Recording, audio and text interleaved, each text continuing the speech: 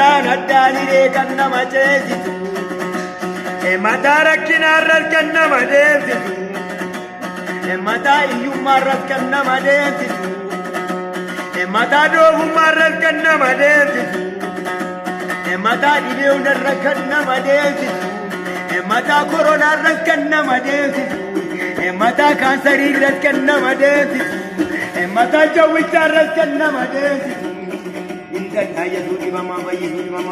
Amin, amin, Lakaawwan darbanii du'a barbaadanii otoo isaan deemanii waaqayyo gooftaanii labsiidhaan dhiigee labsiidhaan garagalchee diinota hunda ishiitti gargagalchee taasisee isaanii akka isaan jiraachuu malee lamxaawwan darban du'aa jiraachisee lubbuutti deebisaa. Amma seena deessisee haadha maataatiisa. Amma seena deessisee haadha maataatiisa. Alaazar namicha jedhame du'ee awwaalame xiraa jedhame hubadhaa laalame guyyaatu ga'eme gizeetu ga'eme dhugaatu dhaqeme lubbuutti deebisee booliisaa urgeesse haadhaas hin danda'a gooftaa Yesuusisi.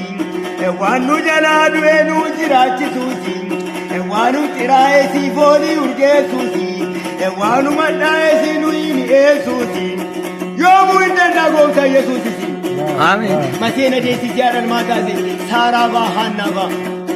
Saaraa kan jedhamtu jaartii ishii dulloomtu waggaa 90 haadha maataatiif galatuma dadhabdu. Jaartii waggaa 90 akeekkadhaa yaa nama. Welcome psychology welcome. She is 90 years old and never known so. Waggaa 90 maseenamu miiroli qamoon maala rafuudha gaara dhaqaa. Jaartii buulli qolchooree duudi isaanii gomboobee sarbaan isaanii sun tuuree hundumtuu sun tuuree bal miin hundumtuu saayinsiin nu gargaara argisiisa miin hundumtuu sun tuuree miin sun bal. Waggaa 90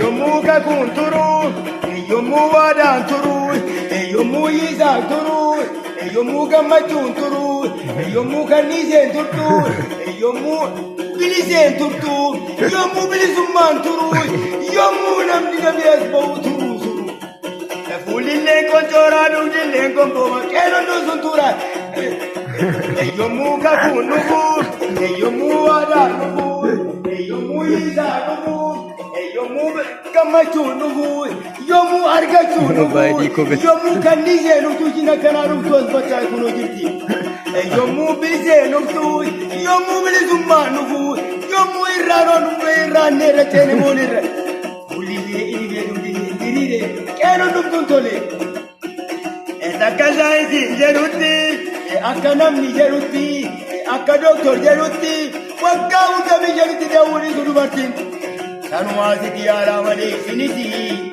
afurtamuu 5 asitti yaalaa malee isinisi achumatti dhaabatti jedhe saayinsiinisi hammi saayinsi teekinooloojii ammanuma mishiisi afurtamii 5 baay'isuu 2 hin taaqixa 90 waaqayyo tokko jedhee jalqaba yaanuma.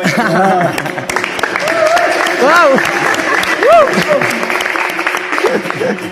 Hidda kan namaa dhiisee kan waaqayyoo jalqabaa hidda kan namaa ciisee kan waaqayyoo dammaqaa dhagaa addaan saaqii bishaan dhangalaasee lafa gogaa keessa galaanota yaade qurxummii 2 fi buddeenuma 5 nyaachisee quubseera iyya gooftaan nama 5 Tambaza, alemata, 12 hambisee garaatti nyaachisee harkatti baachisee isaan adeemsisee ajaa'iba isaanii waaqayyo gooftaanii sochoota sibiila irruma bishaanii. Ameen.